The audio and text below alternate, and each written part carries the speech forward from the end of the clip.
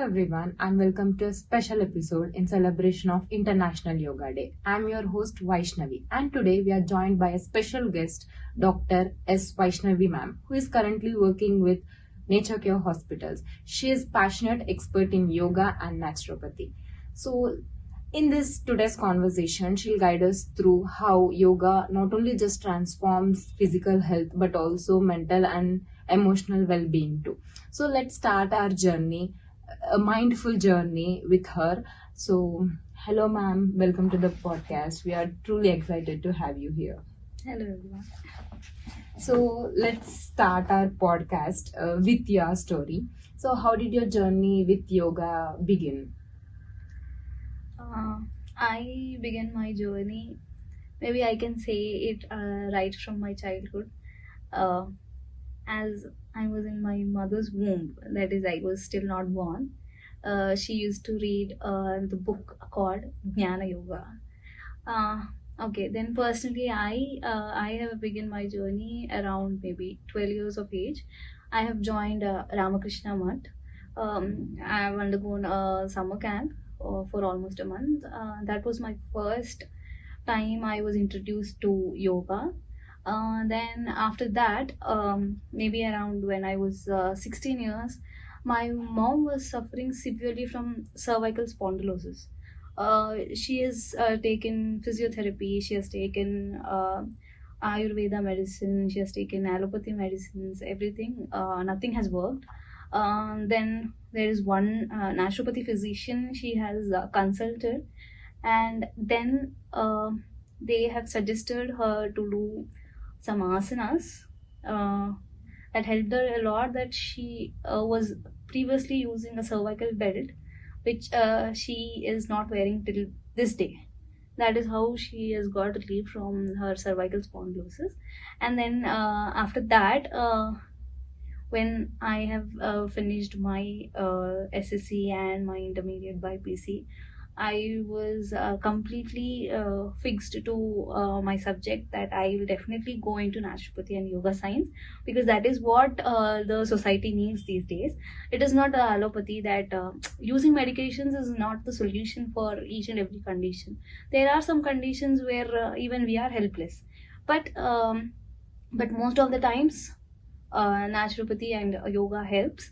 And then I have joined Nature Cure Hospital, in Gandhi Naturopathic Medical College.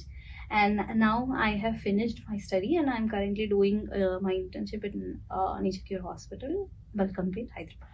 Okay, it's an interesting story, ma'am. You started your journey long back before you are born. So, ma'am, many of them still ask what sets yoga apart from other regular activities like gym or running, walking. So, how would you explain this difference? So, doing yoga is very much far different than doing any other exercise, definitely.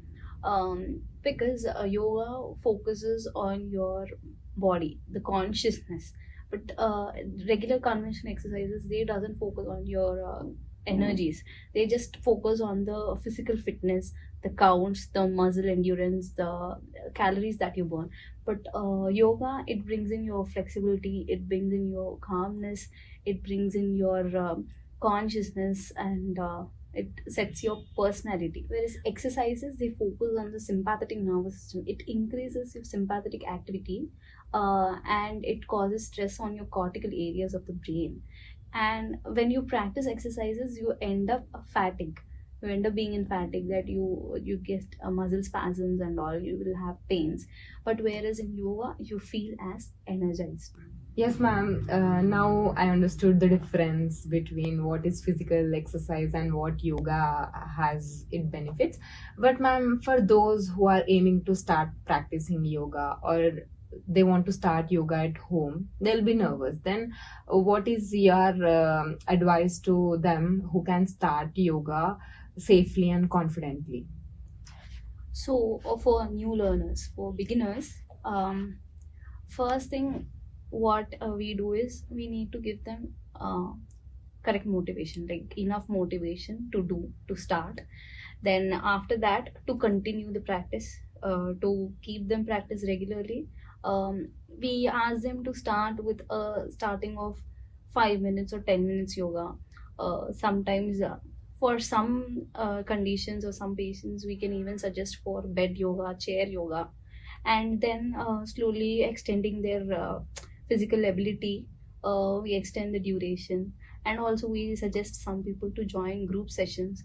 Group sessions keep them motivated. They keep motivating each other, and they join, continue the sessions. So, ma'am, to the beginners, they should stay motivated first. That is the first step the beginners should start. So, also, ma'am, nowadays we can also see everyone is having a fast paced lifestyle, everyone is busy with their schedules. So, staying consistent is hard. So, what is your advice to someone who want to stay regular with their yoga practices, and the for someone who want to stay regular with their practices even on busy days or even on low energy days? To stay consistent, what we suggest is to dedicate a particular time in their daily schedule, and try to do yoga compulsory without skipping it. And then other than that, we can ask them to join group sessions so that they can keep motivating each other, the practitioners can keep motivating each other. And also they to assess themselves on a regular basis, like you are doing yoga for 1 week, then assessing your flexibility till day one.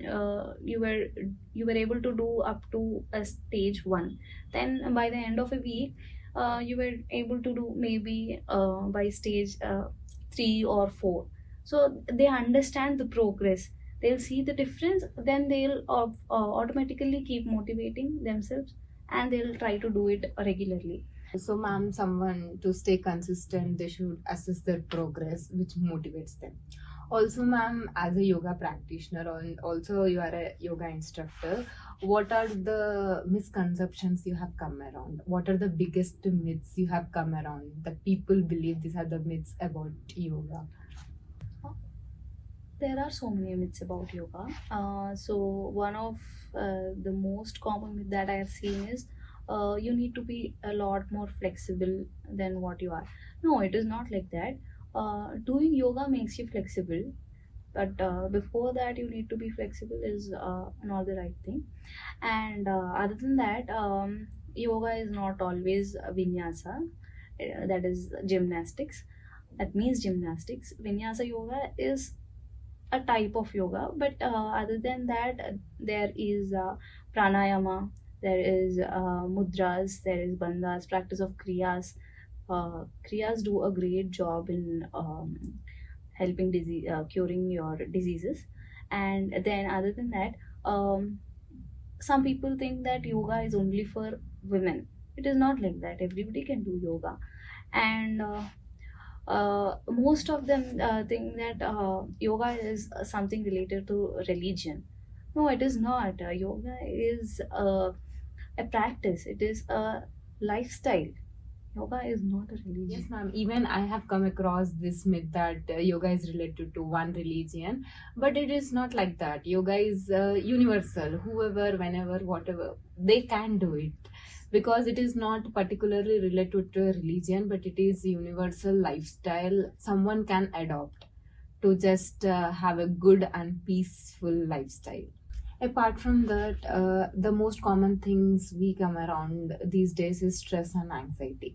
So, how does yoga help someone to manage the emotions or the also understand or improve their mental health? So yoga definitely plays a very major role in relieving stress and anxiety. It increases your parasympathetic activity and releases certain hormones in your body like serotonin, oxytocin, and prolactins, and reducing the stress hormones.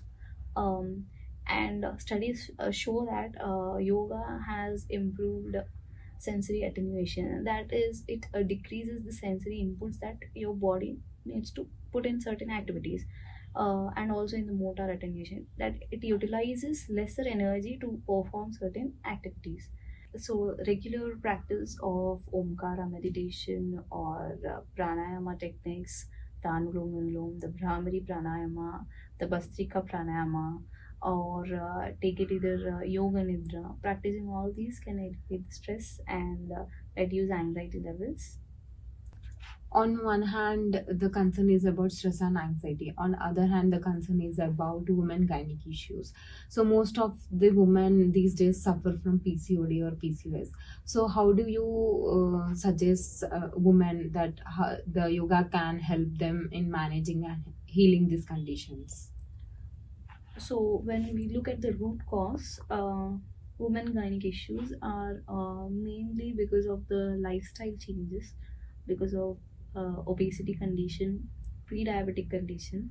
When you go for hormonal evaluation of these patients, we see hormonal imbalances, um, hyperinsulinism, and they have androgen excess. And to cure this problem, we yoga is definitely very helpful.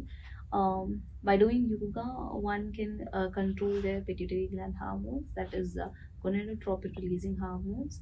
Then thereon they can control the adrenal hormones that directly affects on the adrenal glands, the ovaries, and that helps in curing PCOS. And for PCOS, we obviously first at most treatment that any doctor suggests is yoga and changing of lifestyle and diet. So what we suggest in yoga asanas or for PCOS is we suggest Pavanamuktasana, Dhanurasana, Vakrasana.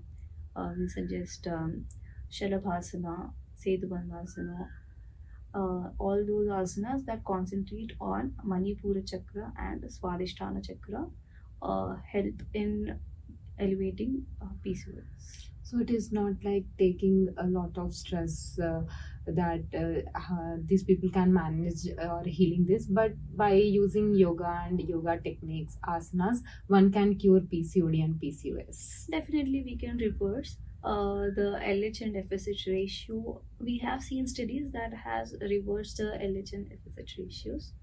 So it depends on the body's response. So yoga is like a weapon to women to cure PCOD. Yes, definitely. So, ma'am, in your opinion, what are the most effective ways to spread awareness about yoga? Um, we can conduct campaigns. IDY is also a one such campaign that encourages and motivates people to do yoga to be healthy. And other than that, what we can say, we can through social media, we can tell people about the benefits of doing yoga. We can teach yoga also, and also take regular sessions. Then other than that, we can ask social media influencers to give promotional speeches or motivational speeches so that people get attracted more. And even people tend to believe in social media influencers because they are more attracted towards them. So we can utilize that opportunity to educate people about you. This is fine to spread awareness in this tech driven or technological life, but let's just think beyond the cities, how we can spread awareness to the rural areas or marginalized communities. How can we make it accessible to people and make them healthy in their own way? Uh, we actually conduct yoga camps regularly. And this Pradhan Mantri Yojana, Ayush Gram Yojana is also there. As a part of it, we have already visited PHCs and all to educate people, to ashas, ANMs, and also in schools. We have taken yoga sessions. And also, there are certain programs in government schemes that to include yoga in schools, government colleges, government institutes, take it urban or rural. So, in this way, we can spread awareness about yoga in every region, and we can change their lifestyle. Apart from this, we can also see yoga trending online.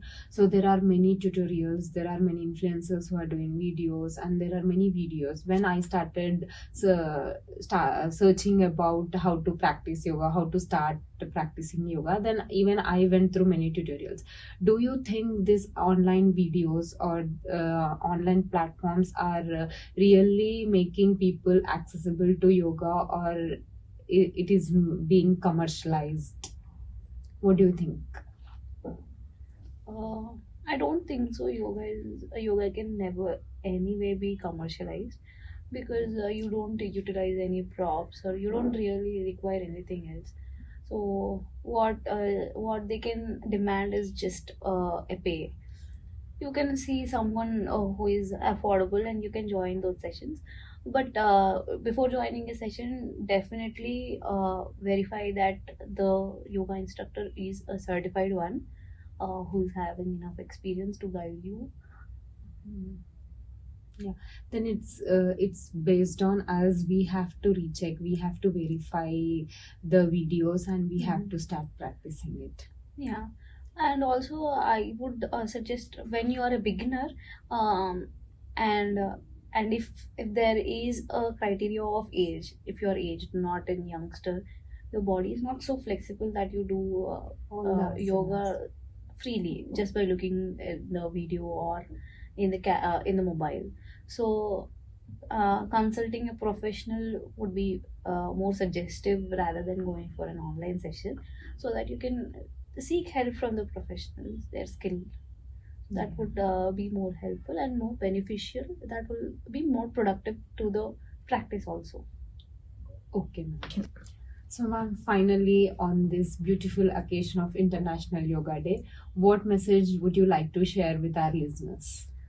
Um, Try to include yoga in your daily schedule. Let yoga be the bridge to a healthier and a balanced life, a harmonious life, and happy International Yoga Day. And thank you, ma'am. Thank you so much for sharing your thoughts, your wisdom, your journey, and your energy with us today. So your words, your thoughts remind us that yoga is not just about poses, but it's about present purpose and peace. To all the listeners out there, let's take a moment to pause, breathe, and stretch not only our bodies but also our minds and hearts too. On this beautiful occasion of International Yoga Day, I want to tell you that yoga is for everyone. You can start it whenever, however, and whatever the situation is. You can just start yoga. Until next time, stay grounded, stay kind, and keep breathing. Thank you.